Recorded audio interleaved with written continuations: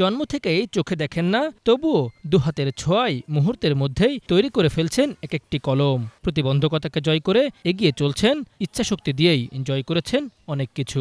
বলছি গাইবান্ধার দৃষ্টি প্রতিবন্ধী শরীফুল ইসলামের কথা। গাইবান্ধা শহর থেকে ৩ কিলোমিটার দূরে বোয়ালি ইউনিয়নের উত্তর ফলিয়া গ্রামে শরীফুল ইসলামের বাড়িতে গিয়ে দেখা যায় উঠোনে বসে কাগজের কলম তৈরি করছেন। কলমের পাশাপাশি তৈরি করছেন খাতাও। প্রতি মাসে গড়ে ১,০০০ কলম ও ৫০০ খাতা বিক্রি করেন। তার উপার্জিত টাকা দিয়ে চলে তাদের সংসার। আমি নিজেই কলম বানাই। যখন আমার ব্যাপক চাহিদা হয়, মানে চাহিদা যখন নিজে আমি কুলাইতে পারি না বা লেখাপড়া করার কারণে সময়ের অভাব হয়, তখন নিজেও অবসর সময়ে কলম বানাই। তো এইভাবে আমার বর্তমানে আমি খাতা এবং কাগজের কলম দুটাই নিজে বানিয়ে বিক্রি করছি।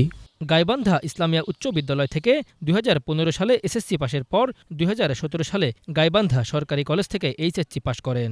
২০২১ সালে চট্টগ্রাম বিশ্ববিদ্যালয় থেকে সমাজবিজ্ঞানে স্নাতক পাশের পর কাগজের কলম ও খাতা তৈরির পথ বেছে নেন। ২ মাসের নিরলস প্রচেষ্টার পর সফলতা লাভ করেন।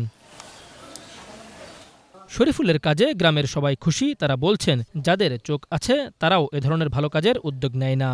ভালো মানুষও হয়তো এই ধরনের কোনো, যাদের চোখ আছে তারাও কিন্তু এই ধরনের কাজের কোনো একটা উদ্যোগ নেয় না। কিন্তু এই যে প্রতিবন্ধী হিসেবে যে প্রতিভাটা যে প্রকাশ করছে, এটাই তো অনেক বড় পাওয়া।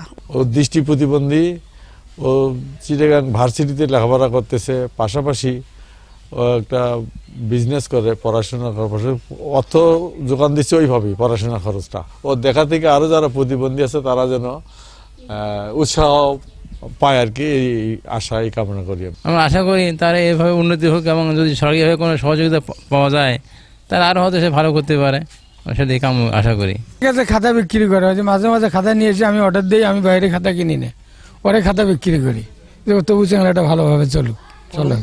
দিনকাল মানে চোখের আলো দেখিয়েও আমরা কিছু বানাতে পারি না, আর উনি একটা অন্ধ মানুষ, এই যে বানাইতেছে তাহলে ওনার মেধা কত দূর। আমরা তো দোয়া করি উনি আরো যে ভালো কিছু বানাইতে পারে।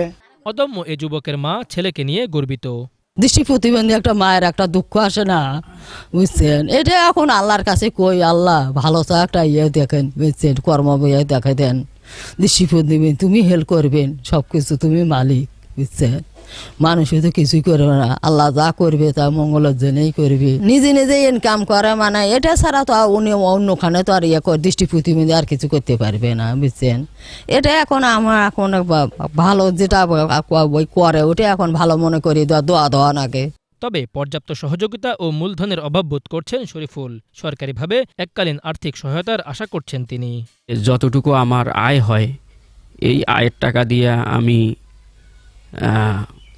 আমাকে টানাপড়নে পড়তে হয়েছে যে আমি নিজেই চলবো নাকি আসলে ঋণ পরিশোধ করব। তো আমার যদি এককালীন সহযোগিতা কোথাও থেকে সরকার কিংবা অন্য কোনো কোথাও থেকে পাই, তাহলে হয়তো আমি ঋণ থেকে মুক্ত হতে পারবো।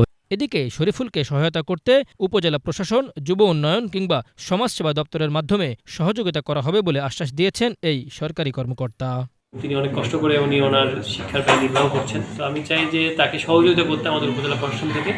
তিনি যদি কোনো ধরনের ঋণ চান, আমাদের সমাজসেবা হোক বা আমাদের সমবায় হোক বা আমাদের যুব উন্নয়ন কর্মকর্তা, যুব উন্নয়ন অধিদপ্তরের মাধ্যমে যে কোনো ধরনের আমরা তাকে সহযোগিতা করতে পারি, মানে তার পড়াশোনার জন্য সুবিধা হয় এবং শিশুদের তিনি যেন একজন উদ্যোক্তা হয়ে গড়ে উঠতে পারেন আমাদের গাইবান্ধায়। আমরা এই জন্য আমাদেরকে যেভাবে সম্ভব সহযোগিতা করব। শরীফুল ইসলাম সদর উপজেলার বোয়ালি ইউনিয়নের উত্তর ফলিয়া গ্রামের মোহাম্মদ রফিকুল ইসলামের ছেলে। তার এই সংগ্রামী জীবন সরকারি সহযোগিতায় আরও সহজ হবে বলে মনে করছেন স্থানীয়রা। Bangla vision news desk.